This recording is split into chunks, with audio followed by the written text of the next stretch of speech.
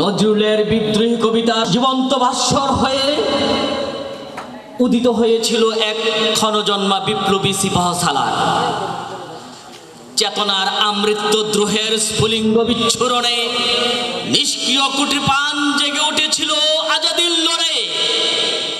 লেজর ভিত্তিক রাজনৈতিক গোলামির জিঞ্জির থেকে মুক্তির বার্তা উচ্চকিত হয়েছিল ইনকিলাব জিন্দাবাদ। জাতির ধূমকেতু হয়ে ফিনিক্স পাখির মতো মুক্তির গান গেয়ে জেগে জেগে ঘুমানো রোগে আক্রান্ত নির্বোধ গোষ্ঠীর সিলমার অন্তর, টিনের চশমা পরা চোখ, বর্গা দেয়া বিবেকের দোরগোড়ায় সজোরে লাথি মেরেছিলে।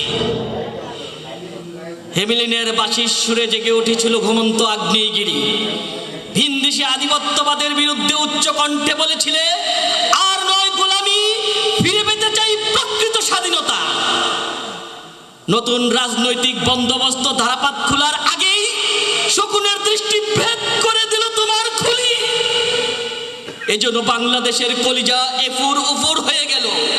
কোটি কোটি চোখ অশ্রুসিক্ত, হাউমাউ করতে কান্নার রোল। কলিজা ছিঁড়ে বেরিয়ে আসতে চায়, তুমি কি মোহনবাসী বাজিয়ে গেলে। অকর্মণ্য অলস বলে গালি দেয়া জেনজির মনে আজাদির আগুন জ্বেলে দিলে।